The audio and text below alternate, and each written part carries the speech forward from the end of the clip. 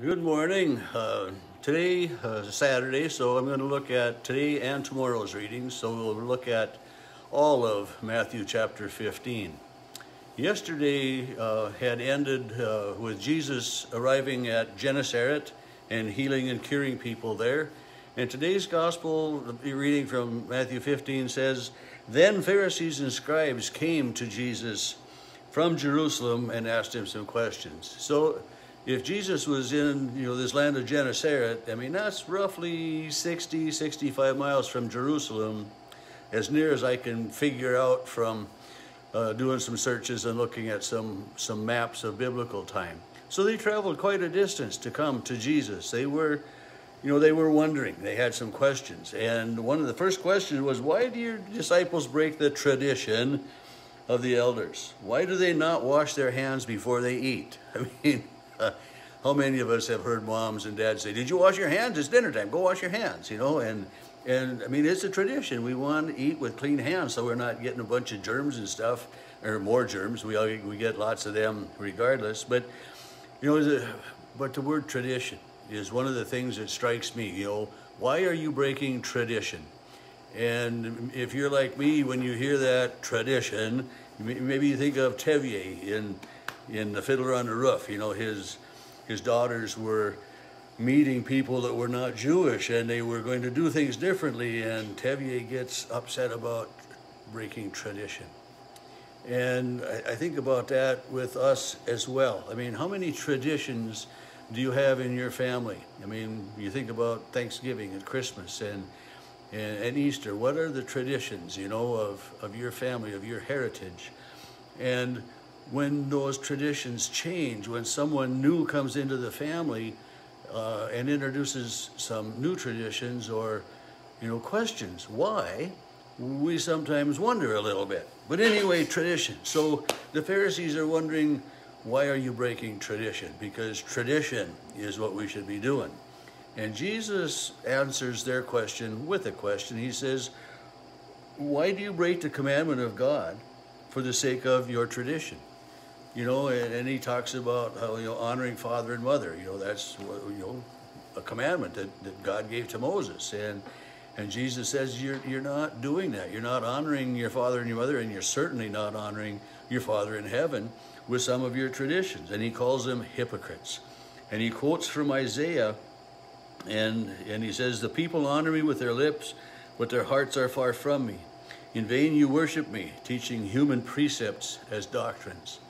And, we've been doing that for centuries, and we do it today. I think about some of the traditions today, or some of the things that are allowed today, that are accepted today, that totally go against what God's laws would be, what God's will for humanity would be. And, and I think about, well, what would Jesus say about some of the traditions that we are following today, or some of the practices that are allowed in today's society? In vain you worship me. You think about that. I go to worship knowing that I am a sinner in need of forgiveness, knowing that I do things wrong. I don't go to worship knowing that, or thinking, I shouldn't even use that word, thinking that I'm better than anybody else or need forgiveness less. As a pastor, when I consecrate the bread and the wine for Holy Communion, I am as much in need of that forgiveness as anybody. And so Jesus is pointing out here that some of the traditions that are followed, some of the things that are acceptable in the world today, are just so against God, And he said, and the first part from Isaiah, "The people honor me with their lips, but their hearts are far from me." I think that's so true. I think that's so true in the world today. And then Jesus, it says, calls the crowd to him and says, "Listen, it's not what goes into your mouth that defiles a person, but what comes out." And so he's talking about, and Peter has a vision in Acts, and I know last year that was one of the things that I read and talked about. But God sends all of this stuff down to Peter. He says, "I can't eat that because that's against tradition. That's against whatever." And God says, "No, anything I've created is good." And so Jesus is saying it's not what goes into your mouth, whether it's germs on your fingers or what, that contaminate you. It's what comes out of your heart. And the disciples say, well, don't you know the Pharisees took offense at you? Well, of course they did, And he said, if the blind follow the blind, they're going to fall into a pit, And the disciples asked for an explanation, and Jesus says, "Don't you know that what goes into the mouth comes out through the back end? It process. It goes into the sewer. Is what my Bible says. But there are others that are a little bit more explicit than that. But he says, and so what comes out of the mouth that defiles the heart." And he goes on, and he talks about evil intentions, murder, idolatry, fornication, theft, false witness, slander. He says those are what defile a person. And sometimes the traditions are wrong. I mean, I'm not saying that our traditions of having left and different things that way, but some of the traditions, some of the practices that we follow are not what God would have for us.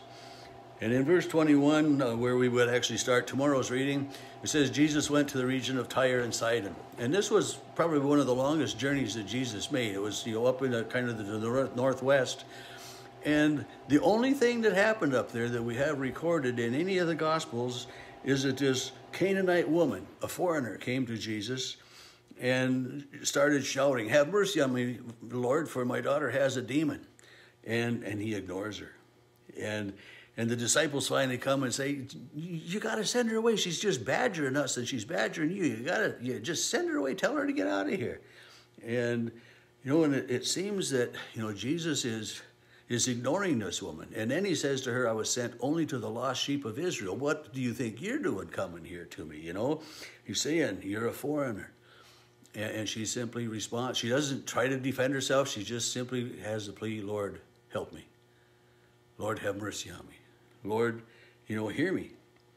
And he says, "But it's not fair to take the children's food and feed it to the dogs." And and she says that statement, "Well, even the dogs eat the table scraps that fall from their master's table." And Jesus sees that as great faith, knowing that this woman knows that she doesn't need all of Jesus, just a little bit, just a scrap, just a crumb, just a touch of Jesus. She has that much faith and trust in Jesus' ability. And Jesus says, "Let it be as you wish." And then he left from Tyre and Sidon. And I said, that's the only thing that I can think of that Jesus did up in that region. I mean, he traveled up there, and we have recorded that he interacted with a foreigner.